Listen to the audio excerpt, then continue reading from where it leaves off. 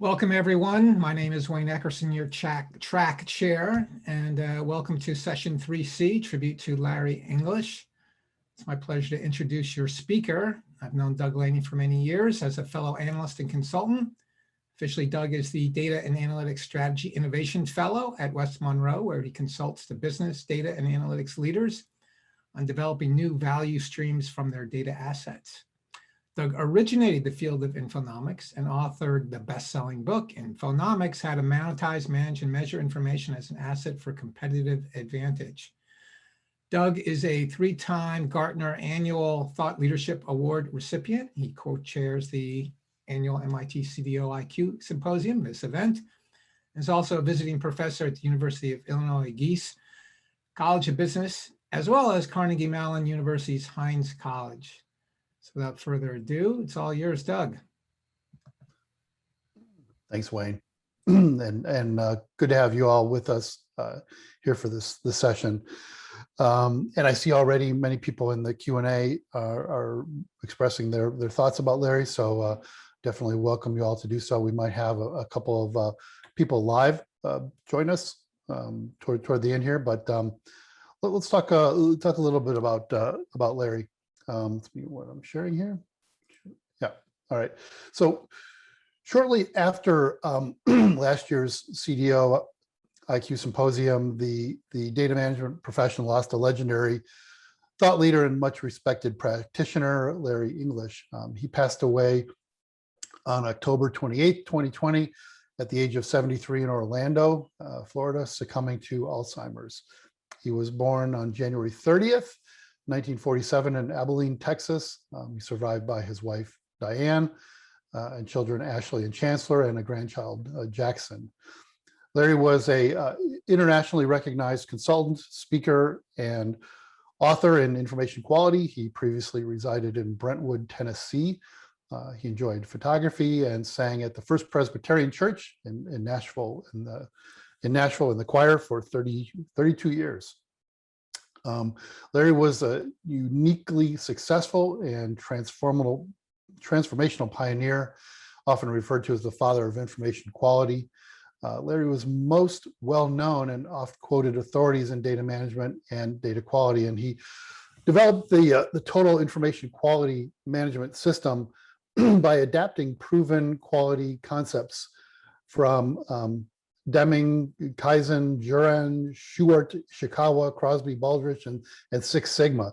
In fact, Larry's homage to and application of these existing methodologies to the world of data management, in fact, inspired me in developing the concept of infonomics, which leverages traditional asset management and valuation methods.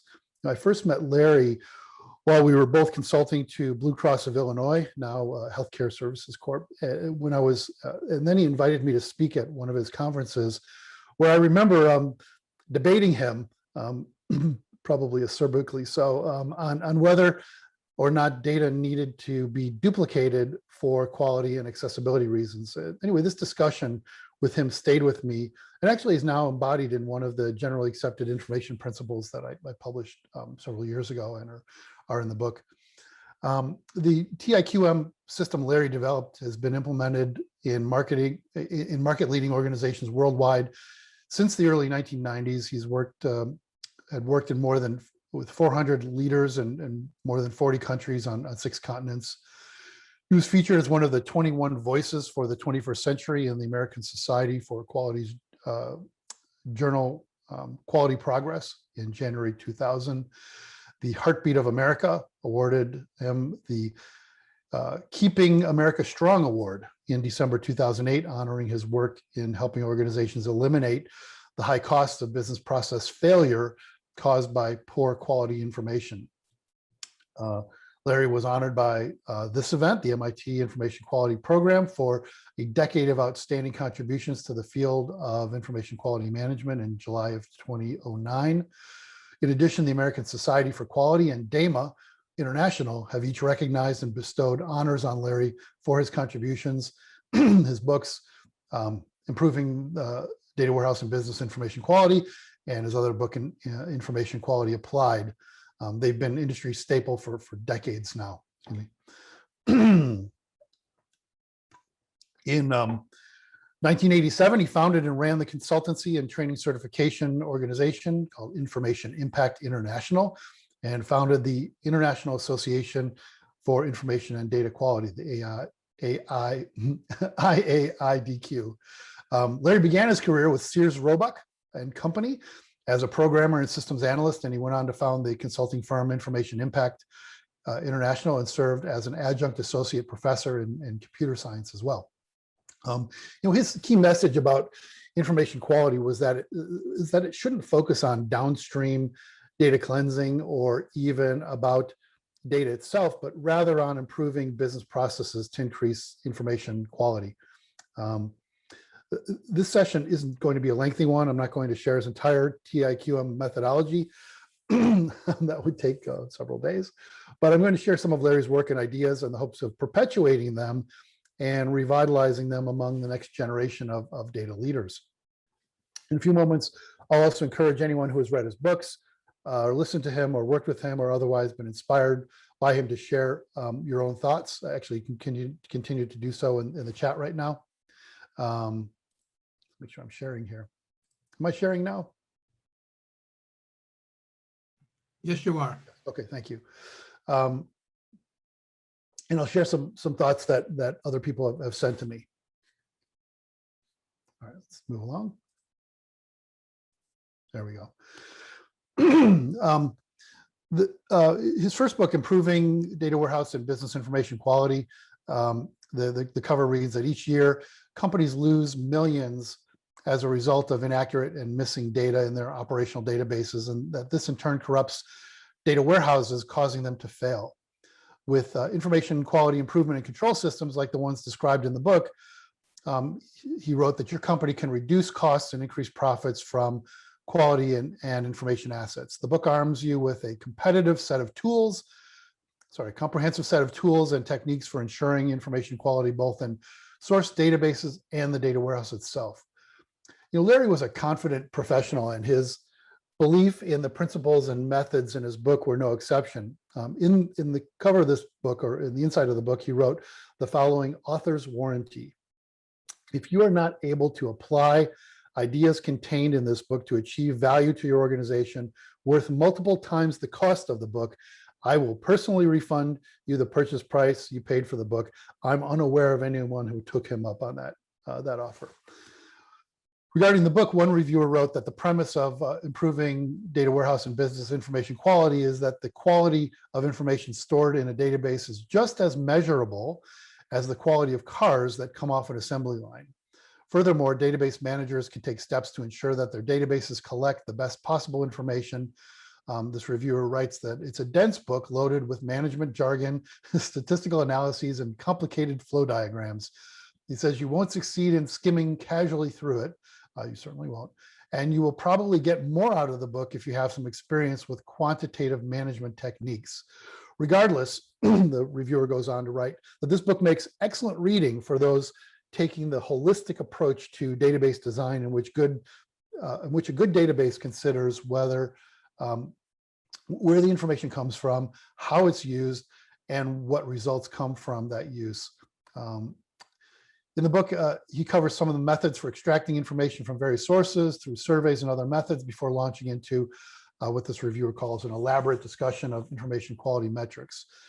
Another reviewer wrote, I wish I'd never seen such a unique and extraordinary approach taken in a work dealing with such a complex technical subject, yet I can affirm that Larry English's book delivers on its promise.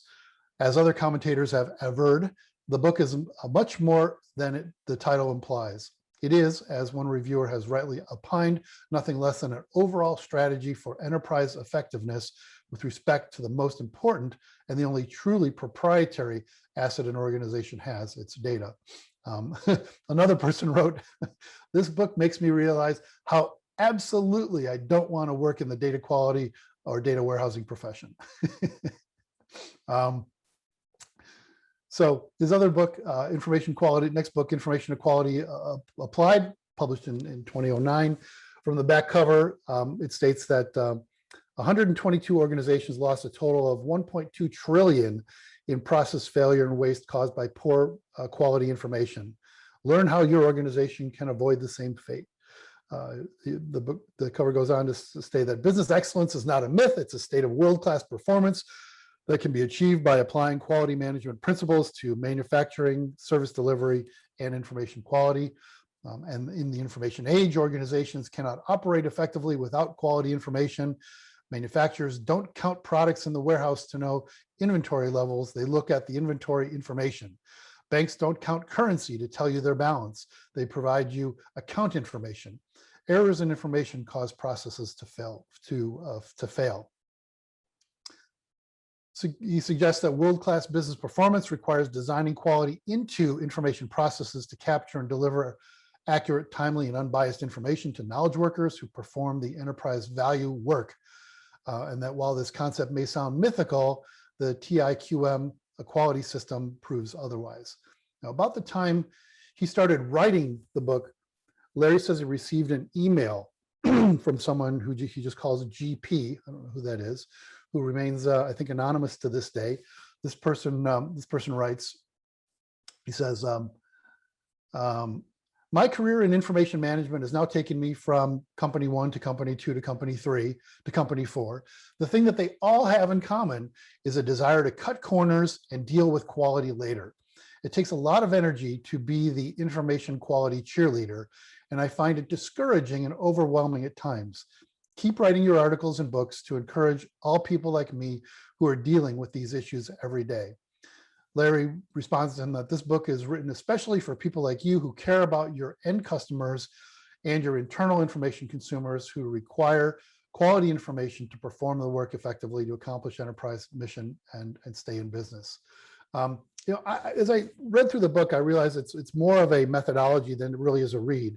But it does include dozens of cautionary tales of data-related process failures, like British Gas, where its 300 million euro overhaul of its billing system resulted in the overbilling of customers, causing British Gas to write off 200 million pounds due to complaints, and then filed suit against its contractor for 182 million pounds. Or Oxford Health Plans, whose claim system problems contributed to a quarterly loss to stock plummets, leading to a $3.4 billion loss in corporate value. Regarding the book, one reviewer wrote that this book is a must for senior management throughout most of the workforce. It has the level of detail required for each reader to do their part to sustainably reduce the operations costs. Another says that reading this book will have you saying, yes, I've heard this before, but this is how to turn theory into practice. Another commented that while it's difficult to accurately describe Larry's great contributions to business IT improvement, I think comprehensive is one word that comes to mind. No other book that I have encountered comes close to the business analytics and intelligence based on real-world data quality problems and system processes to identify, monitor, and prevent minor issues into becoming potential business meltdowns. Whether your objectives are to reduce cost or better understand your current systems and processes, or have a bigger impact on your product sales and customer satisfaction, this book is a must. And yet another person comments, I don't know if you've ever picked up this book. He writes, I don't think Larry really needed 802 pages to cover this subject. I'm fairly certain that 400 pages would do it. The book is definitely comprehensive. And in the book, Larry defined information quality management as the application of proven quality management principles, processes, and practices to information as a product of enterprise processes to meet or exceed information consumers' expectations. Yeah, Larry definitely liked to write. Among the fundamental quality principles he espoused were a customer focus, process improvement, proven methods, and management accountability. And as we take a look through the book, and you'll see here the 5 main high-level process steps of TIQM, the first being to assess product information product specifications. And I love this because he talks about any way that you're using information as a product. And I think taking, and I've mentioned this in Infonomics, taking a product management approach to information is a way to truly achieve value with data. I think we as data professionals have done kind of a poor job of paying homage to the way that other assets are managed, how other assets quality is managed, how other assets are developed. And Larry was one of the first who took really steps to adapt concepts from another discipline, that is general product quality management and product management, and apply it to data. So the first step goes into how to identify the specification quality characteristics,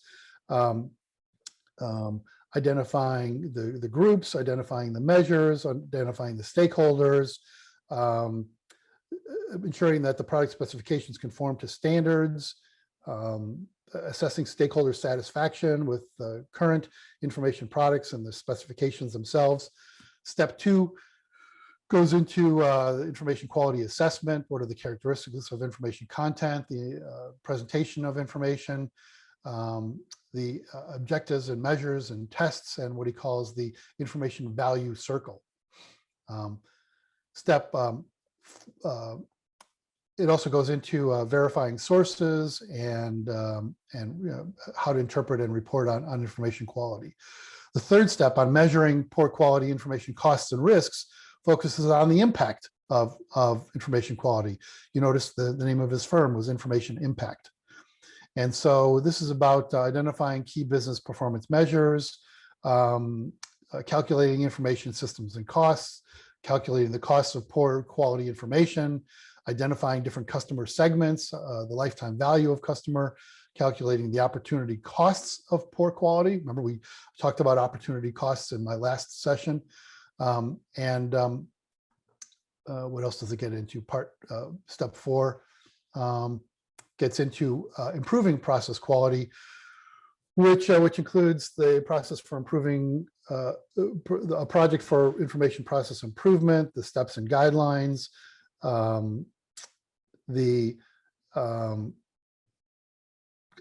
check and study of the impact of information process improvement, acting to standardize information process improvements, and so forth. And then step 5 is ultimately to correct data and control data redundancy, where he focused not, again, on downstream data quality and cleaning up data downstream in the data warehouse or in the data sources, but more so upstream by identifying data targets and sources,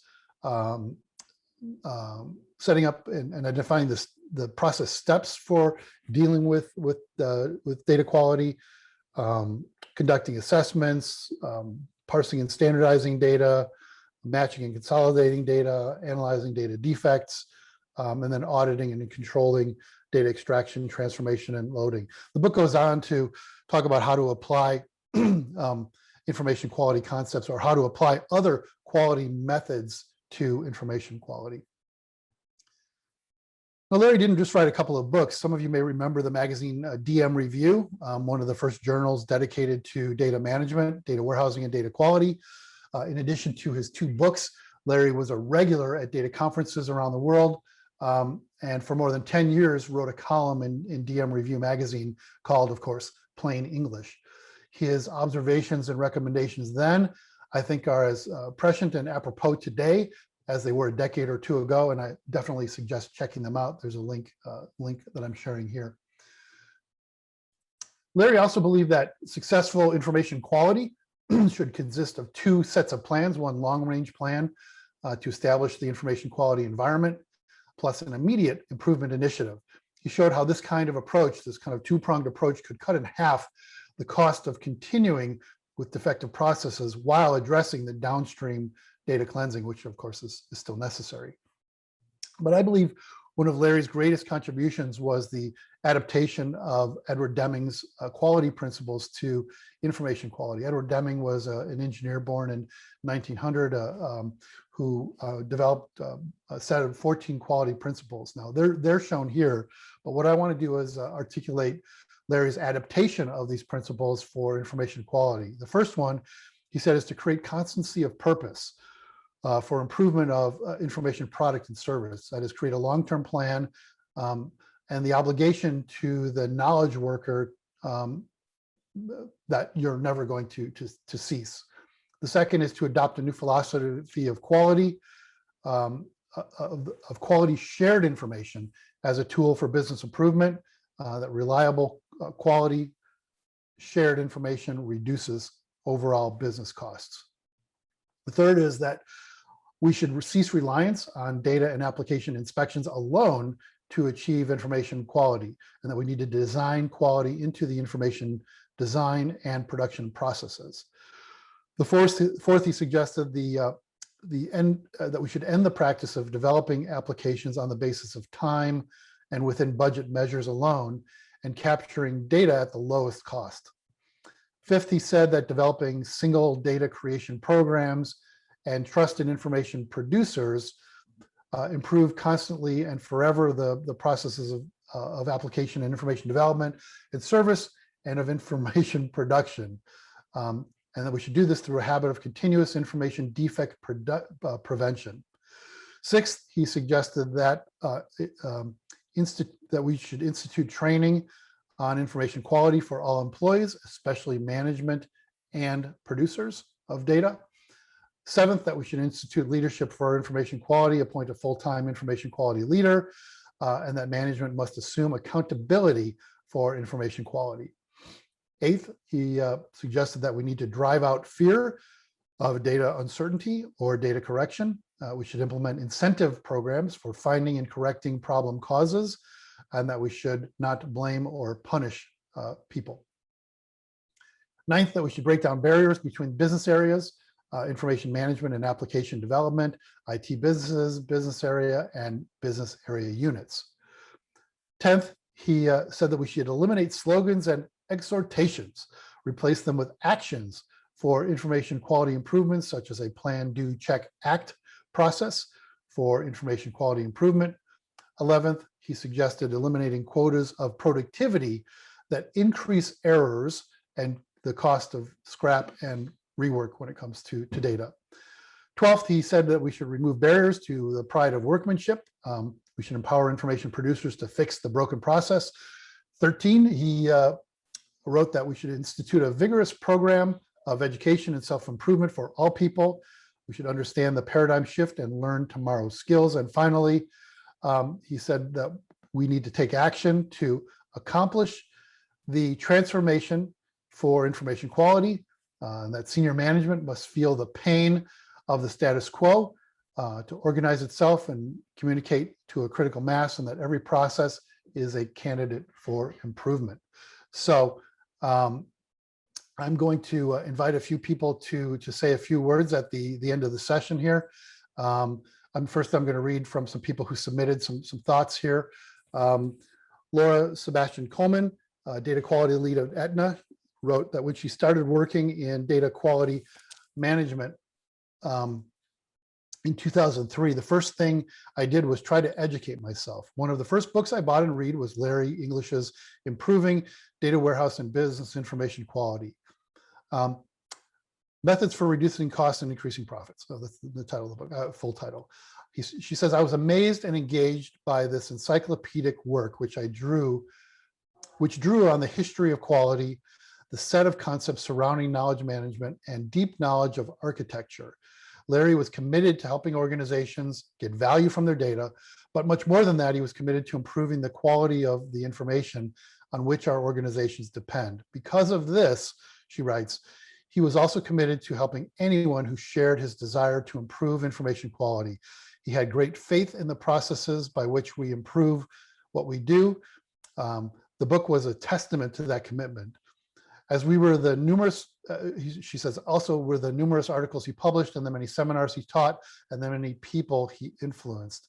Many of the people in this space who feel passionate about what we do can trace at least some of the passion back to Larry. I know I owe him that. Then there's Cindy Howson, Chief Strategy Officer at ThoughtSpot, who I know is speaking at this event.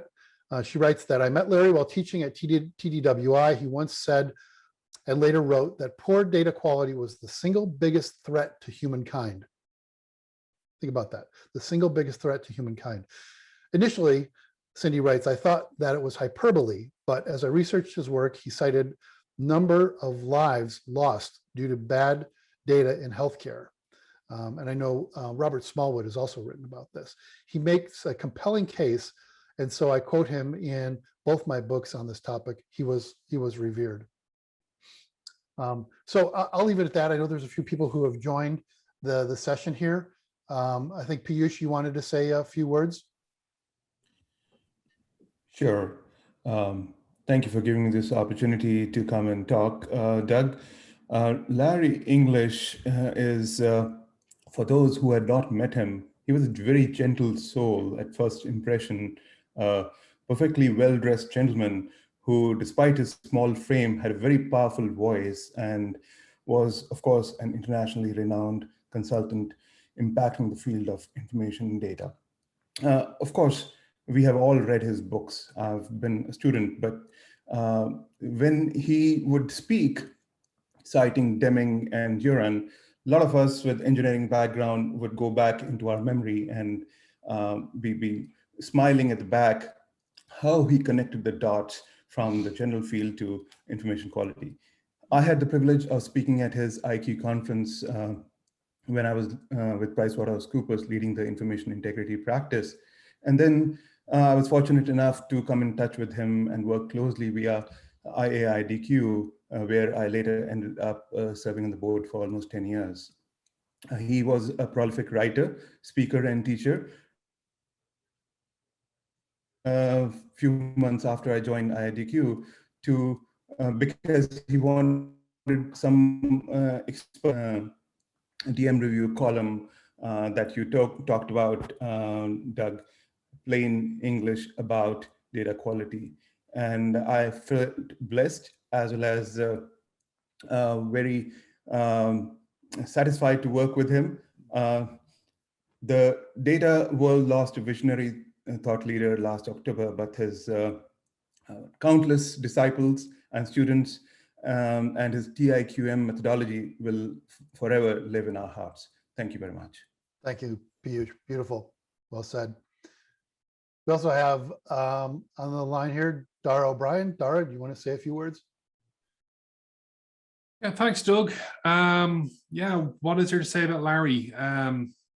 Back in 2000, I was a project manager in a phone company, and a contractor working for us gave me a copy of Larry's book, and it basically, I suppose the best way I can summarize it is, if I hadn't read that book, I wouldn't be doing what I'm doing today. Larry was a very generous person with his time to help you understand the thinking and the importance of what it was we do with information management and with information quality management in particular. Within that, he was a stern taskmaster. I think Piyush and I served on the IIDQ board, and if we weren't bound by board confidentiality, we would probably share with you some of the conversations that we've had over the years with Larry on the need to think rigorously about what we were doing and what we were communicating. The size of his books, it's almost without saying that the information quality applied isn't in my home library, it's in my home gym. It's a pretty big tome, but looking at it now in hindsight, it's very clearly Larry trying to put structure on the thinking that he had and to leave a legacy for us to carry forward as professionals in the field. In that context, we need to read back in the same way as I read back on Deming and Drucker all the time when I'm advising clients. I look back on Larry's work all the time when I'm advising clients, and we need to view it not as a fixed point in space, but as a starting point we should all be building forward from. Everything that you've done, Doug, with Infonomics feeds into Larry's work on valuing the cost of non-quality. It provides an extra layer to that. I think we should all be looking at how we can take the seeds and build it forward as Larry's legacy to the profession. Wonderful. Thanks, Dara. Appreciate it. Wayne, you're familiar with Yeah, sure. you want to say a few words? Happy to chat a little bit about Larry. I had the good fortune of working with him when I ran the education part of the business for the Data Warehousing Institute, TDWI. So I worked with a lot of the instructors, and Larry was one of the instructors that you never had to worry about. He was very diligent. Probably the adjective that comes to mind most is very fastidious. You know, he was always set up before any other instructor. Mm. You know, he had, I believe he was the one who used an overhead projector, and he had all his colored markers lined up appropriately and all his overhead well organized. And you never really had to worry about him. And you didn't necessarily want to interrupt him as he was getting ready, but he would always have a kind word for you, you know, once the session was over. I think ultimately, although I didn't know him as well as others, his impact on the industry, as you pointed out, Doug, is tremendous. But overall, most of all, I think he was just a gentleman, and I think his personal qualities probably outshone his tremendous body of work. Very good. Thanks, Wayne. Again, I appreciate everyone posting your thoughts in the chat. I'm not going to read them, but those of you on Whova can go under the Q&A and read some things that folks have said.